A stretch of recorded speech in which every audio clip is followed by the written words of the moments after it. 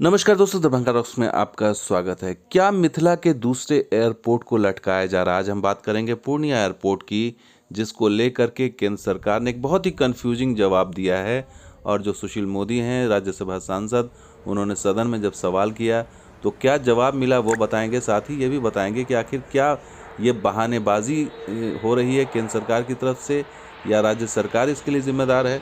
सब कुछ डिटेल से बताएंगे, लेकिन बड़ा सवाल यही है कि क्या टोटी ट्रांसफ़र के खेल में पूर्णिया एयरपोर्ट से उड़ान लटक गया है? क्योंकि सुशील मोदी ने जो सवाल पूछा संसद में, उसका जवाब जो आया है वो बहुत ही कंफ्यूज करने वाला है।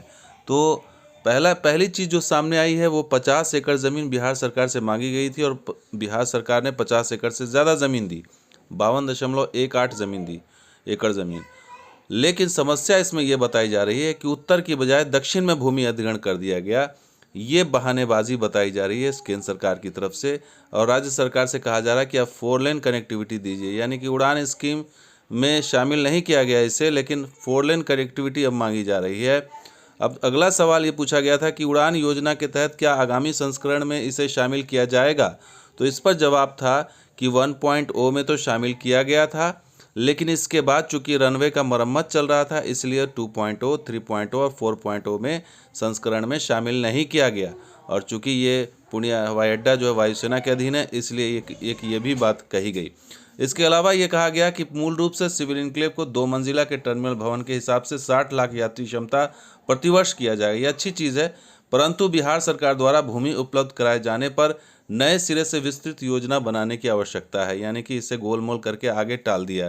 यानी और बड़ी चीज़ की निःशुल्क और सभी बाधाओं से मुक्त भूमि प्रदान करने का उत्तरदायित्व संबंधित राज्य सरकार का, या राज्य सरकार के ऊपर भी डाल दिया। तो ये स्थिति है केंद्र सरकार की, उड्डयन मंत्रालय की, कि राज्य सरकार पर उसने आखिरकार पाला डाल दिया कि वो जिम्मेदार वही है। अब वही फिर से अब उसको 4 लेन कनेक्टिविटी करे, नए सिरे से फिर इसकी कार्य योजना बनेगी। अब मैप के जरिए समझिए कि एयरपोर्ट की जो ज़मीन अधिग्रहण हुआ है वो आखिर हुआ कहाँ पर है। तो ये पूर्णिया एयरपोर्ट जो है वो मुख्य रूप से सहरसा और धमदाहा जो है वो सड़क के किनारे अवस्थित है। और एयरपोर्ट के उत्तरी भाग में यहाँ पर ज़मीन मिली, ज़मीन मांगी गई थी उत्तरी भाग में, लेकिन मिली है ये दक्षिणी भाग में, और इसी का बहाना बनाया जा रहा है। अब उत्तर मिले या दक्षिण मिले, ज़मीन तो आपको मिल गई है, तो इस पर अब 4 लेन कनेक्टिविटी मांगी जा रही है, यानी कि इसको और लंबा करने की कोशिश की जा रही। जबकि दरभंगा एयरपोर्ट जब चालू हुआ था तो इसमें कोई ऐसी शर्त नहीं रखी गई थी। यहाँ पर मरम्मत का कार्य बाद में हुआ, उड़ान में इसकी योजना में शामिल करने के बाद बिडिंग हुई, और बिडिंग में इसको जो है जब सम्मिलित कर लिया गया, उसके बाद यहाँ पर पोटा केबिन बना, उसके बाद यहाँ से उड़ान शुरू हुआ, धीरे धीरे फिर डेवलपमेंट या विकास किया गया। क्या ऐसी स्थिति पूर्णिया में नहीं की जा सकती है? ज़मीन अधिग्रहण की बात की जा रही थी, बिहार सरकार ने ज़मीन अधिग्रहण करके दे दिया। उस पर अब ये कहा जा रहा है कि उत्तर नहीं, अब हमें दक्षिण में मिला है, और उसमें 4 लेन कनेक्टिविटी भी चाहिए। अगले उड़ान संस्करण में शामिल किया जाएगा या नहीं, इस पर कोई क्लियर कट जवाब नहीं है। राज्य सरकार पर आप ठीकरा फोड़ रहे हैं।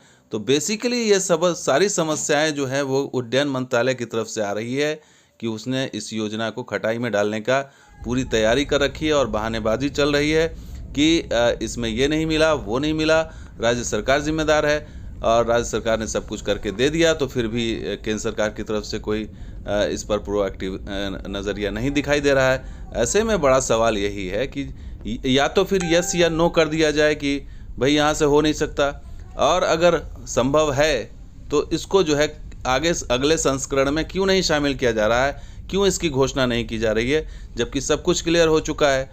तो ये बड़ा अहम सवाल है कि ये टोपी ट्रांसफ़र का खेल बंद होना चाहिए, और जो हक है पूर्णिया एयरपोर्ट का, जैसे आप 2 मंजिला टर्मिनल बनाना चाहते हैं, या फिर 60 लाख यात्रियों की जो प्रति सालाना जो आपकी क्षमता बनाना चाहते हैं, ये भी बता रहे हैं आप, ये अच्छी चीज़ है। लेकिन जब इतनी क्षमता है यहाँ पर कि 2 मंजिला टर्मिनल आप बना रहे हैं, यहाँ पर 60 लाख यात्री आएंगे सालाना, तो फिर इस एयरपोर्ट को चालू करने में दिक्कत कहाँ पर है?